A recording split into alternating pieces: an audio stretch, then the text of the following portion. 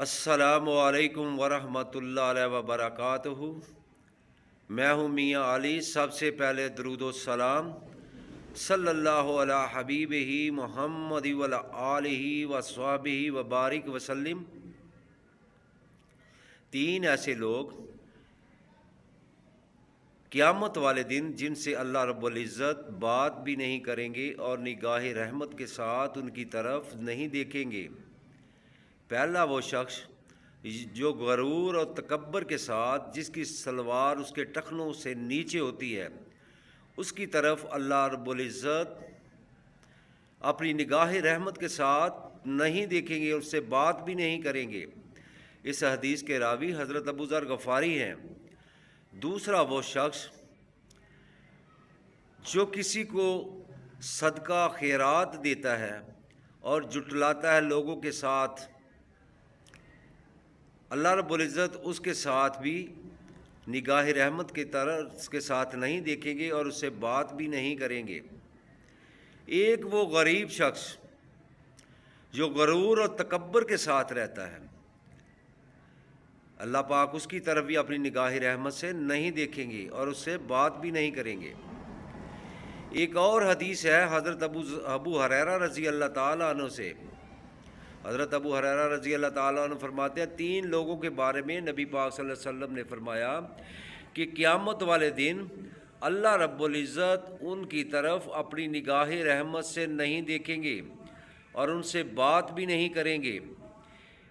ایک وہ بوڑھا آدمی زانی جو زنا کرتا ہے، شراب پیتا ہے، بدکاری کرتا ہے، اس کی طرف بھی اللہ اپنی نگاہ رحمت کے ساتھ نہیں دیکھیں گے اور اس کے ساتھ بات بھی نہیں کریں گے۔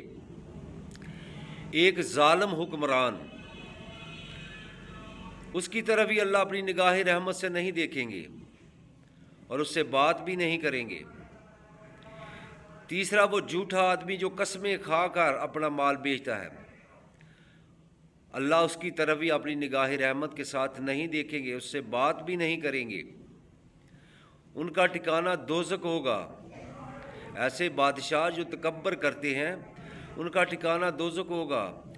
جب اسرافیل سور پھونکیں گے، ساری دنیا ختم ہو جائے گی، ہر چیز فنا ہو جائے گی، تو اللہ رب العزت فرمائے گا کس کی بادشاہی ہے، کون بتائے، کون اس ٹائم کوئی نہیں اٹھے گا۔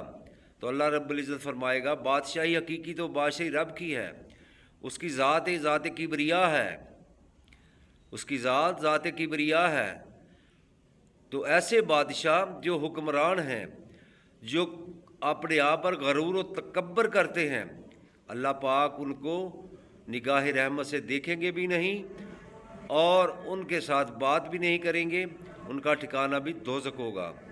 اللہ رب العزت کی بارگاہ میں دعا ہے کہ اللہ پاک ہم سب کو نبی پاک صلی اللہ علیہ وسلم کی بتائی ہوئی شریعت کے مطابق زندگی بسر کرنے کی توفیق عطا فرمائے۔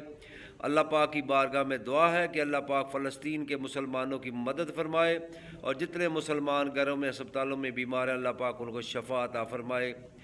اور اگر میرے بھائی آپ کو میری ویڈیو اچھی لگے تو اس کو لائک اور شیئر کرنا۔ اگر آپ میرے چینل پر نئے ہو تو میرے چینل کو سبسکرائب کرنا، ساتھ لگی بیل آئیکن کو پریس کرنا تاکہ ہر نئی آنے والی ویڈیو کا نوٹیفیکیشن بر وقت آپ کو مل سکے۔